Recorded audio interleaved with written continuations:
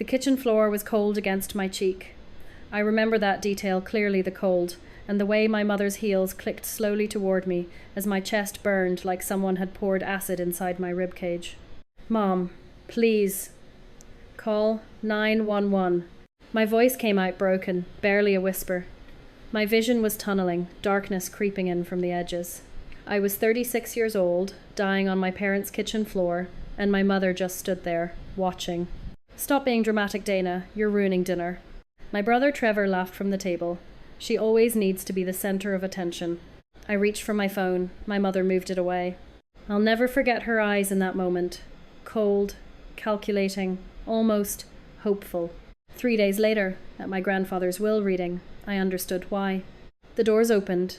Police officers walked in with a sealed box and a woman I'd never seen before. "We have new information," one officer announced. "Who here is Helen?" My mother's face went white. "Have you ever discovered that everything you believed about your family was a lie?" My name is Dana Holland. I'm 36 years old, a senior financial analyst at one of Boston's top investment firms. On paper, I have everything a successful career, my own apartment, financial independence. But none of that ever mattered to my family. To them, I've always been invisible. Growing up in the Holland household meant understanding your place early. My younger brother Trevor was the sun, and the rest of us simply orbited around him. When Trevor failed his classes, my parents hired tutors and blamed the teachers. When I graduated top of my class, my mother forgot to attend the ceremony. When Trevor's business ventures collapsed 3 times, my father wrote checks without question. When I earned my first promotion, no one asked what I actually did for a living. I learned young that silence was easier than fighting for attention that would never come, so I stopped fighting. I became the daughter who showed up when required, smiled when expected, and disappeared when convenient.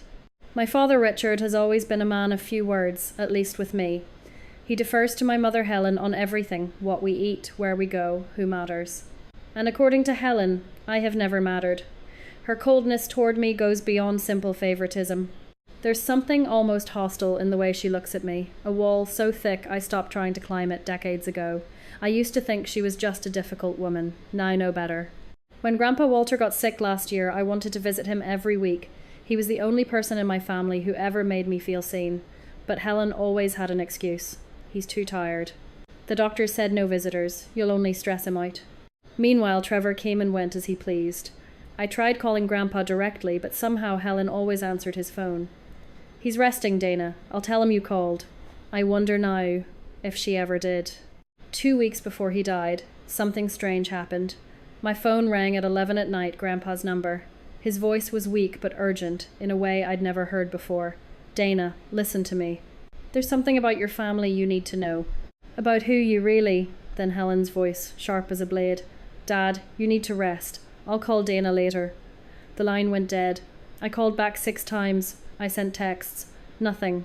For 2 weeks I tried to reach him. And then he was gone, and whatever he wanted to tell me died with him. Or so I thought. The funeral was 3 days ago. Helen insisted on a family dinner that night to discuss arrangements. I didn't want to go, but I went anyway, the dutiful daughter performing her role one more time. We were halfway through the meal when the pain started. Pressure in my chest, sharp and sudden. It spread to my shoulder, my arm. The room began to spin. I couldn't catch my breath. "Mom," I managed, gripping the edge of the table. "Something's wrong. I need you to call 911. Helen didn't move. Her eyes met mine across the table, and what I saw there still haunts me. No concern, no fear, just cold, patient calculation. "Stop being dramatic, Dana. You're ruining dinner." I reached for my phone. Helen slid it down the table, away from my grasp. "Classic Dana," Trevor said with a laugh, always needing to be the center of attention. The floor rushed up to meet me.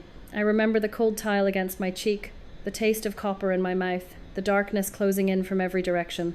And through it all, I remember Helen standing over me, her heels clicking slowly closer, her face completely expressionless. She watched me dying, and she did nothing. What I didn't know, what I couldn't have known, was that someone else was watching too. Someone parked outside in the darkness, someone who had been monitoring my family for 18 months.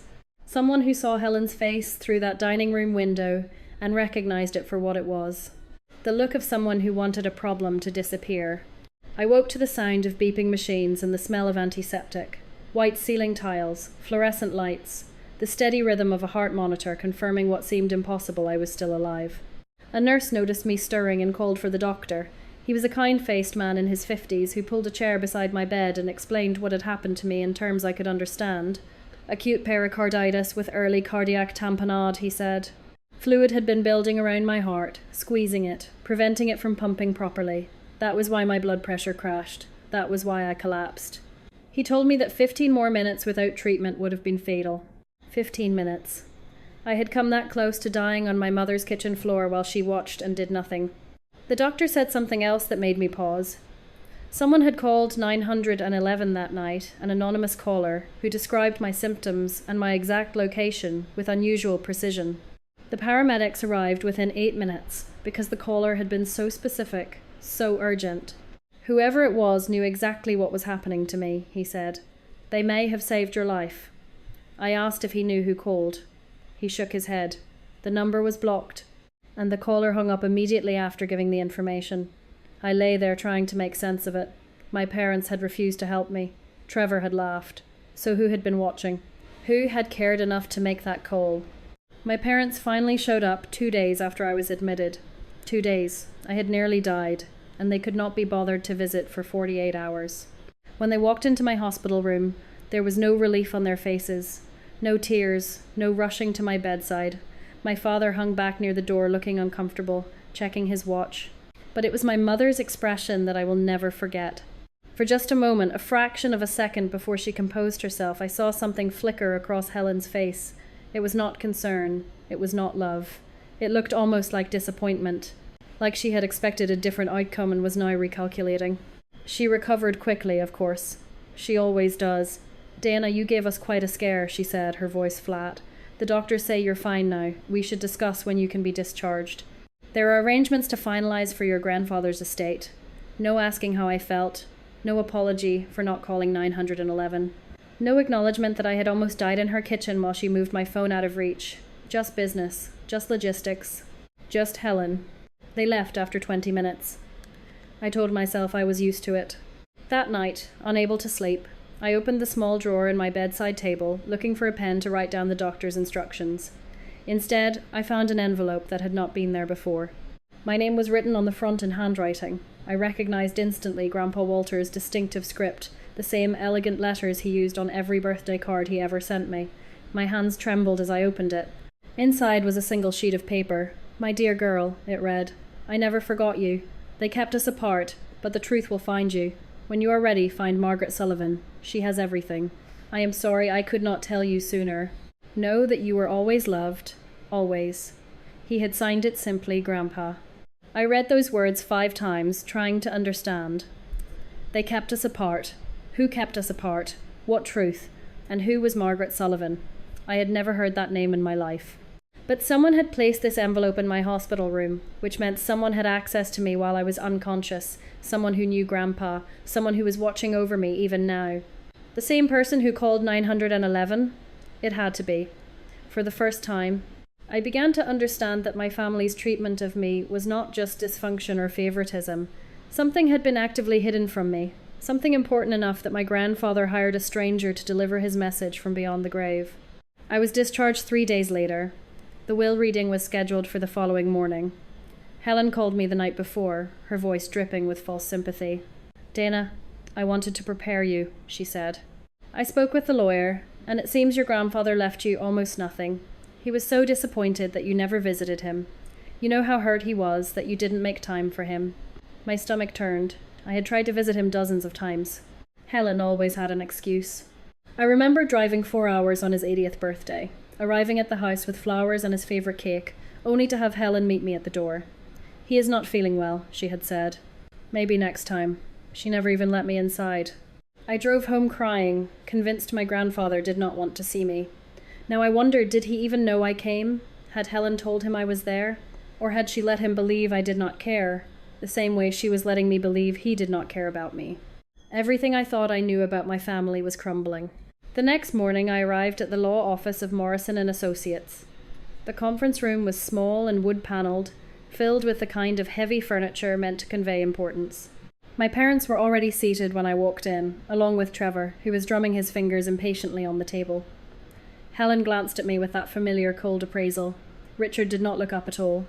Attorney Morrison was a serious man, with grey hair and reading glasses perched on his nose. He thanked Seigneur Yerves. He thanked us for coming and explained that Walter Holland had made significant changes to his will approximately 6 months before his death, along with specific instructions for how today's reading should proceed. Trevor leaned forward, already calculating his share. Helen sat perfectly still, her hands folded in her lap. Morrison began reading. There were small bequests to various charities, a donation to the local library, some personal items distributed to old friends. Then he reached the primary estate Holland properties, the investment accounts, the family home. Trevor's name came first. He was to receive a fixed sum of $50,000, nothing more. Trevor erupted. That is ridiculous. I am his grandson. There must be some mistake. Morrison waited for him to finish, then continued reading in the same measured tone. The remainder of my estate, he read, including all properties, investments and holdings, is designated for Dana Holland, pending legal verification of her status as sole blood heir. I felt the room tilt. I don't understand, I said. What does blood heir mean? Trevor is his grandson too. We are both his grandchildren. Helen's knuckles went white as she gripped the arms of her chair. Richard stared at the table. Trevor was still sputtering about his $50,000, but I barely heard him. I was watching my mother's face, watching the mask slip, watching something like fear creep into her eyes. Attorney Morrison removed his glasses and looked directly at me. Miss Holland, he said carefully, the will contains specific language that I am not at liberty to fully explain. However, your grandfather left instructions that a particular individual should be present for this reading. He glanced toward the door. I believe she has arrived. The conference room door opened. A woman in her early 60s stepped inside, carrying a weathered wooden box marked with Grandpa Walter's initials. Behind her stood 2 uniformed police officers. The woman had sharp eyes and silver hair pulled back in a neat bun. She looked at each of us in turn before her gaze settled on Helen with something like contempt. My name is Margaret Sullivan, she said. I am a retired private investigator. Walter Holland hired me 18 months ago to uncover the truth about his family. She set the box on the conference table with a heavy thud. Helen, would you like to tell Dana who she really is? Or should I? Helen's face drained of all colour. For the first time in my life, I saw real fear in my mother's eyes. Not the controlled displeasure I had grown up with, not the cold calculation I had witnessed on the kitchen floor. This was raw, naked terror. Margaret Sullivan did not wait for an answer. She pulled a chair to the head of the conference table, positioning herself where everyone could see her clearly. Since Helen seems to have lost her voice, she said, I will start from the beginning. She looked at me with something almost like compassion. Dana, what I am about to tell you will change everything you thought you knew about your life. I need you to listen carefully. I nodded, unable to speak. My heart was pounding so hard I could hear it in my ears. Margaret began her explanation in a calm, measured tone. 18 months ago, she said, Walter Holland contacted her through a mutual friend. He had been organising the belongings of his late son Thomas, clearing out boxes that had been stored in the attic for decades. In one of those boxes, he found something that did not make sense, documents that contradicted everything he believed about his family. He hired Margaret to investigate quietly, to gather evidence before confronting anyone. Her job was to uncover the truth and to monitor Dana's safety, especially during family gatherings when tensions ran high. I was parked outside your parents' house the night you collapsed, Margaret said, her eyes never leaving mine. I watched through the dining room window. I saw you fall, and I saw your mother stand over you for nearly 30 seconds, watching you struggle to breathe, before she turned and walked back to the table. Margaret's voice hardened as she looked at Helen. You wanted her to die. I saw it on your face. That is when I called 911. Helen opened her mouth to protest, but one of the police officers stepped forward and she fell silent. Margaret reached into the wooden box and began removing its contents. There were stacks of documents, old photographs with curled edges, official-looking papers with stamps and signatures, and a small digital voice recorder. She held up the recorder for everyone to see. Walter recorded this message 6 months ago, she said. He wanted Dana to hear the truth in his own words, in case he did not live long enough to tell her himself. She pressed play. Grandpa Walter's voice filled the room, and my eyes immediately filled with tears. He sounded tired but determined, the way he always sounded when something important needed to be said. Dana, my dear girl, if you are hearing this, then I am gone. and you finally know the truth. I am so sorry I could not tell you while I was alive. I tried. God knows I tried. But they kept us apart, and by the time I discovered why, my health was already failing. He paused, and I heard him take a shaky breath. Dana, you are not Helen and Richard's biological daughter. You are my granddaughter by blood. You are the daughter of my son Thomas and his wife Linda. They died 36 years ago, just days apart. Thomas was killed in a car accident when Linda was 7 months pregnant with you. Linda gave birth to you prematurely and died 2 days later from complications. You were alone in that hospital, just 2 days old, with no family left to claim you, or so everyone believed. I could not breathe. The room seemed to be spinning around me. I gripped the arms of my chair and forced myself to keep listening. The recording continued. Helen took you from the hospital 2 days after Linda died. She bribed a staff member and falsified your birth certificate to make it look like you were born to her and Richard. Richard knew you were adopted, but Helen told him you were an orphan, a baby with no family, no history. He never knew you were Thomas's daughter. He never knew you were my granddaughter.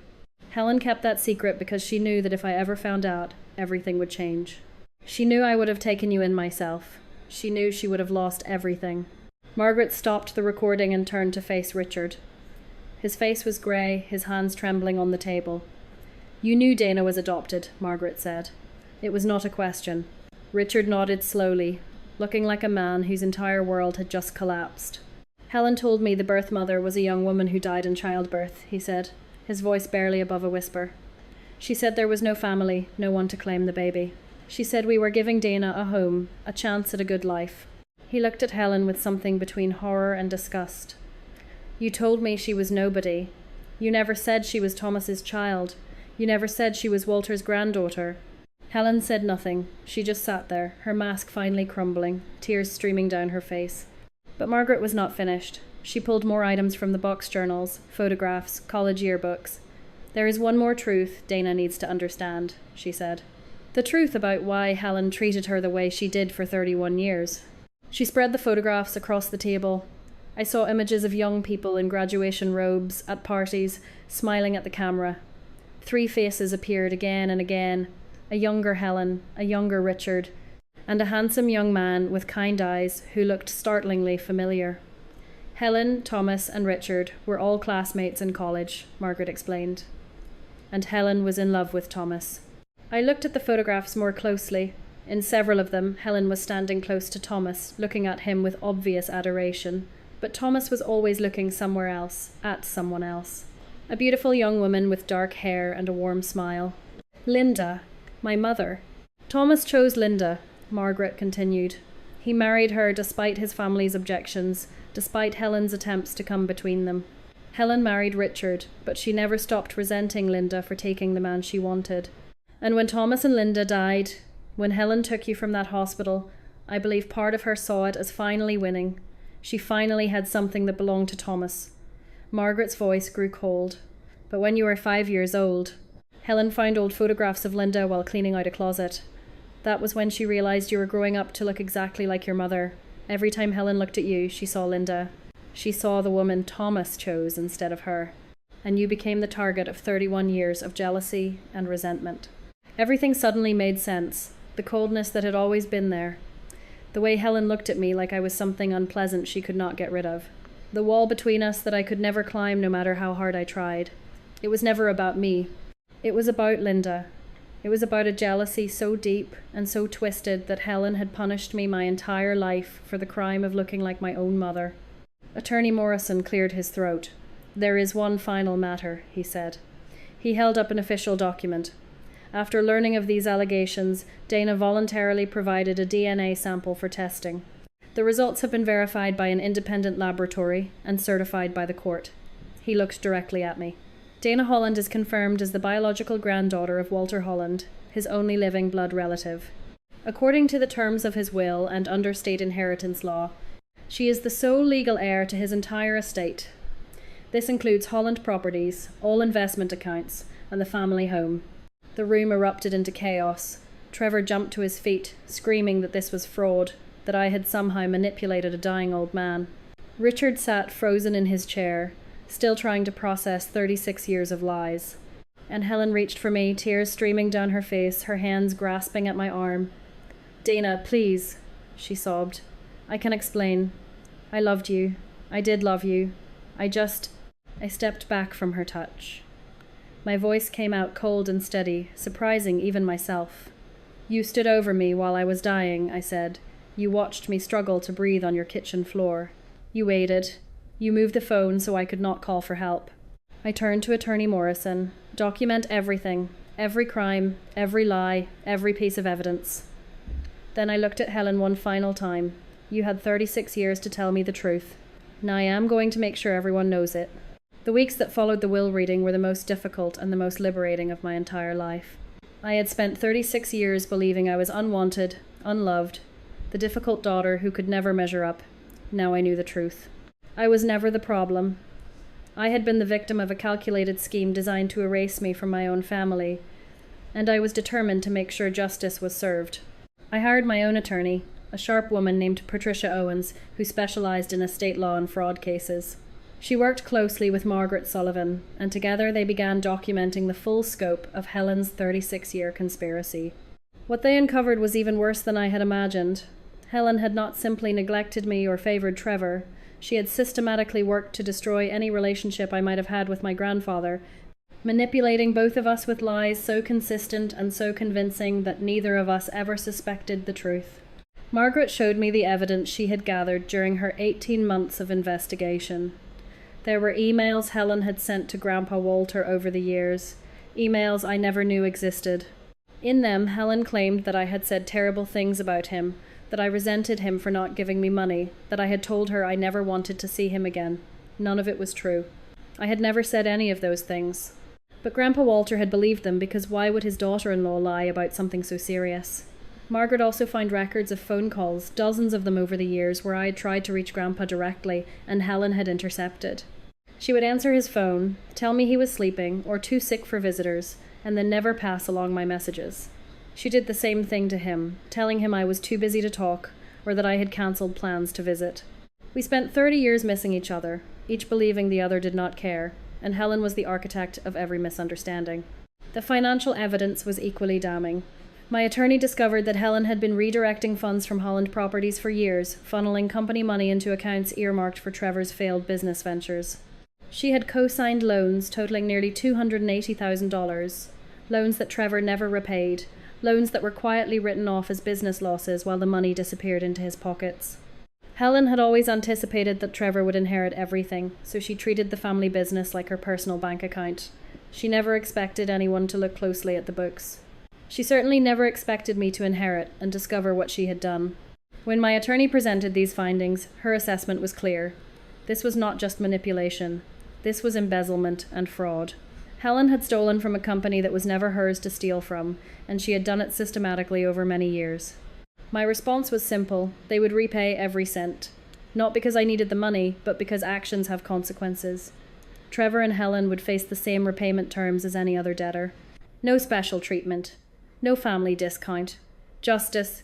But the most serious matter was still the night I almost died. Margaret's testimony about what she witnessed through the dining room window was powerful, but testimony alone might not be enough for criminal charges. Then my attorney received an unexpected piece of evidence. A neighbour across the street had a doorbell camera that captured video footage of the Holland house that night.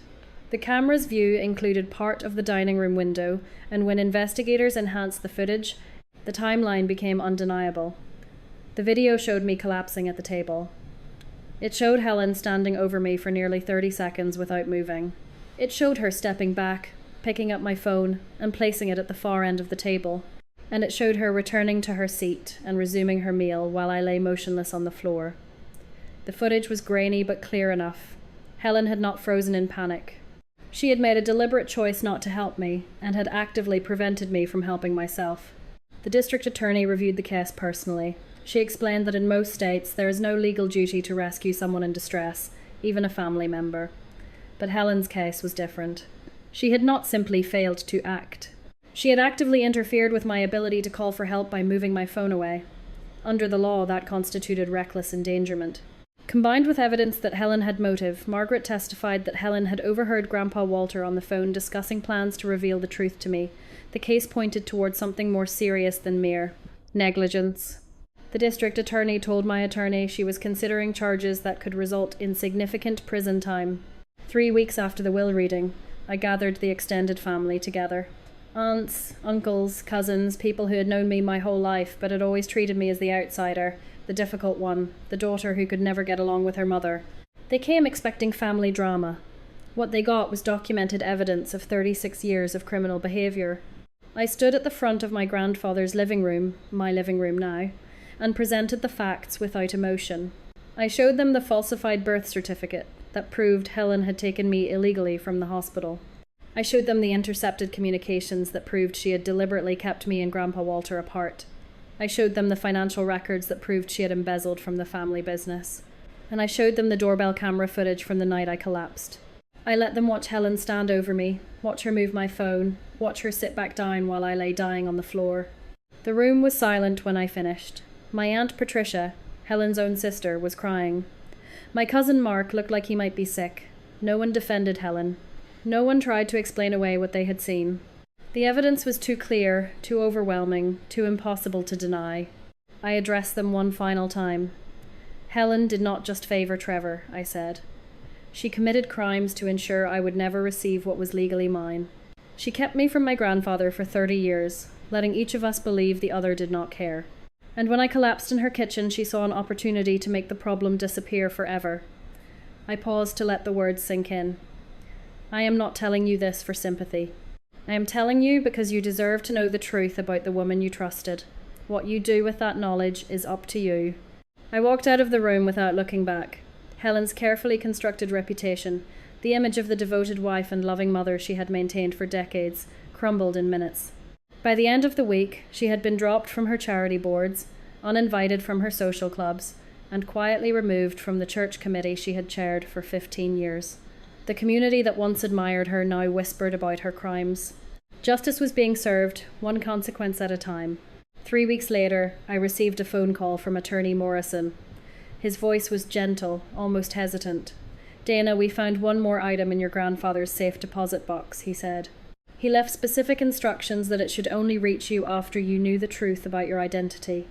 I drove to his office immediately, my heart pounding with a mixture of hope and fear. Morrison handed me an aged envelope, yellowed with time, sealed with tape that had grown brittle over the decades. This has been in that box for 36 years, he said quietly. Your grandfather never opened it. He was saving it for you. My hands trembled as I broke the seal and removed the letter inside.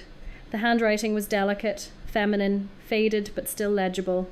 It was dated 36 years ago, just weeks before my birth. And it began with words that made my eyes fill with tears before I had even read the first sentence. To my daughter, whom I may never meet. I took the letter home to Grandpa Walter's house, my house now, and sat alone in his study, as the evening light faded through the windows. For a long time I just held the envelope, afraid to read what was inside, afraid of what I might feel. Then I unfolded the delicate paper, and let my mother's words reach me across 36 years of silence. My darling daughter, she wrote, if you are reading this, it means I could not stay with you. The doctors say my pregnancy is high risk, and with your father gone, I have no one left to help me through what comes next. I am writing this letter because I need you to know the truth, in case I am not there to tell you myself. From the moment I felt you move inside me, you were wanted. You were loved. You were never an accident or a burden. You were the greatest joy your father and I ever knew. Even before we met you, Thomas was the kindest man I have ever known. He loved me when his family disapproved, married me when they told him not to, and dreamed of building a life with me that was ours alone. He would have been the most wonderful father. I wish you could have known him. I wish I could have watched you grow up together. But life does not always give us what we wish for. What I can give you is this truth. You deserve love. You deserve happiness. You are not unwanted. You are not a burden. You are my greatest gift to this world. Whoever raises you, wherever life takes you, please remember that your mother loved you with everything she had. And I will keep loving you, even from wherever I am, for as long as forever lasts. I read those words over and over until I had memorized every line. Then I cried. Not from grief, not from anger, but from something I had never felt before, the deep, healing release of finally understanding. I was never the problem. I was never unlovable. I was never the difficult daughter who could not measure up. I was wanted from my very first heartbeat by parents who loved me more than their own lives. Everything Helen made me believe about myself was a lie. The truth was written in my mother's handwriting, saved for 36 years, waiting for me to find it. The legal proceedings moved forward over the following weeks. Helen's crimes had attracted federal attention when investigators discovered the pattern of falsified emails she had sent across state lines for decades. What began as a state-level fraud case expanded into federal charges for mail fraud, adding to the existing charges of forgery, embezzlement, and reckless endangerment. Helen's attorneys tried to negotiate, tried to minimize, tried to paint her as a grieving woman who had made mistakes out of love. The judge was not persuaded. He noted the 36-year duration of her crimes, the systematic cruelty toward an innocent child, and the deliberate choice to let me die on her kitchen floor when helping me would have cost her nothing. He sentenced Helen to 30 months in federal prison, followed by 5 years of supervised probation. She was ordered to pay $175,000 in restitution and was permanently barred from contacting me in any way. When the sentence was read, Helen collapsed in tears. I felt nothing. She had 36 years to tell me the truth. She chose lies instead. Richard filed for divorce the week after Helen's sentencing. He had been deceived too, he said, and I believe that much was true. He never knew I was Thomas's daughter. He never knew I was Walter's granddaughter. But his willful blindness to my suffering was something he would have to live with for the rest of his life. He had watched Helen treat me with coldness and contempt for 3 decades and never once asked why. He had deferred to her on everything, including the systematic destruction of my relationship with my own grandfather. Richard was not a monster like Helen, but he was a coward, and cowardice has its own consequences. Trevor's fall was perhaps the most complete. The golden child who had never faced a consequence in his life was suddenly drowning in them. He was forced to sell his luxury apartment to begin repaying the $280,000 he owed to Holland Properties. He took a regular job for the first time in his adult life, working in an office like millions of other people, earning a salary that would go toward his debt for the next 15 years. No more bailouts. No more excuses. No more special treatment. Trevor finally learned what the rest of us always knew. Actions have consequences, and no one is entitled to a life they have not earned. I poured my energy into building something meaningful from the wreckage of my past. I renovated Grandpa Walter's house from top to bottom, transforming it from a place of painful memories into a true home.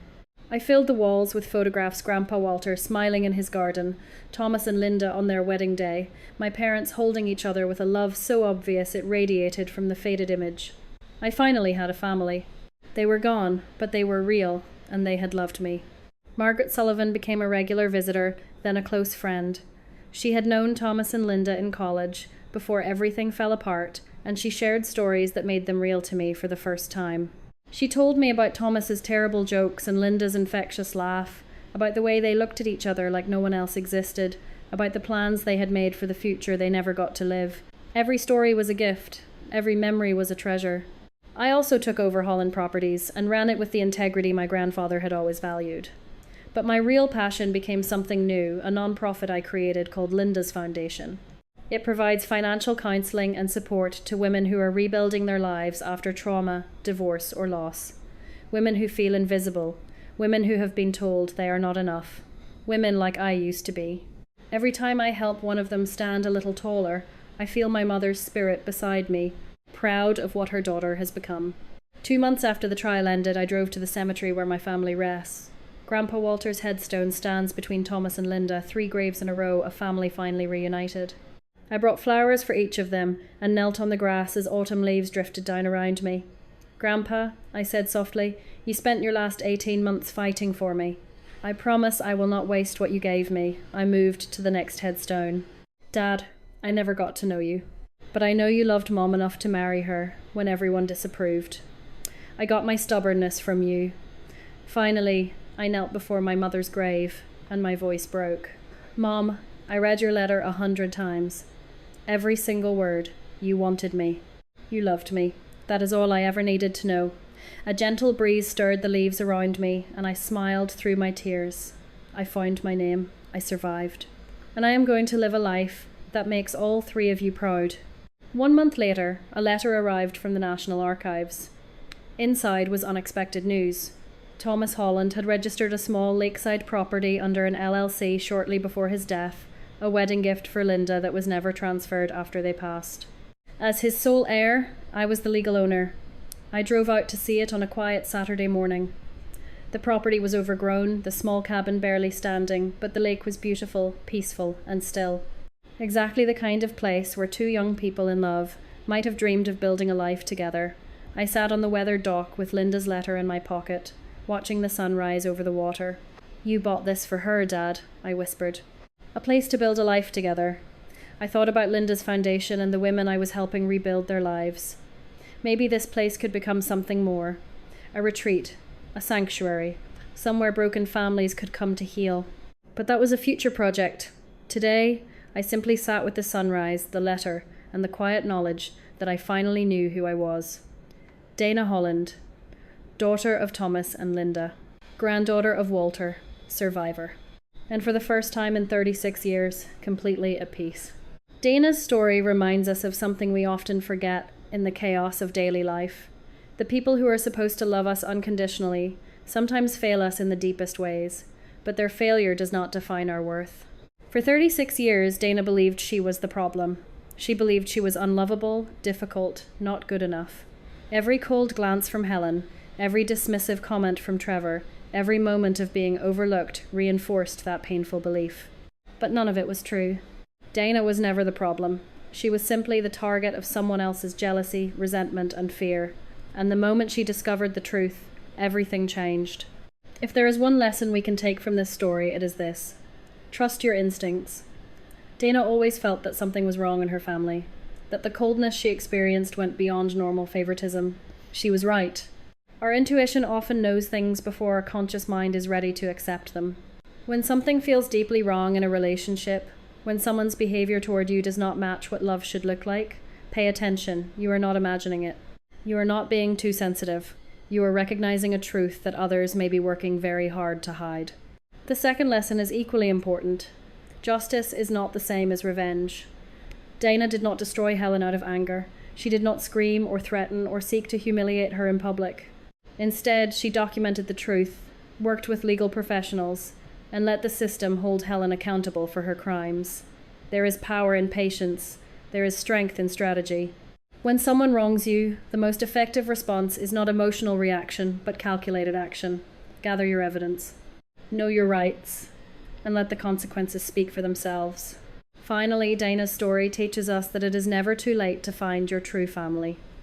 The people who share your blood are not always the people who love you best. Sometimes family is the grandfather who spent his final months fighting to reunite you with your truth. Sometimes family is a retired investigator who watched over you from a distance because she made a promise. Sometimes family is the memory of parents you never knew, whose love for you was written in letters and preserved across decades.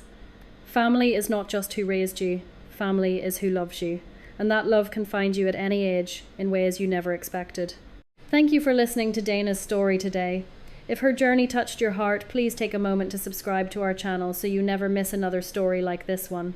We share new stories every week about ordinary people facing extraordinary challenges, finding strength they did not know they had, and discovering truths that change everything. Leave a comment below and tell us, have you ever discovered a family secret that changed how you saw your own history? Or have you ever felt invisible in your own family only to realize later that you were never the problem? Your stories matter to us, and we love hearing from you. Until next time, remember, you deserve love, you deserve truth, and you are never alone.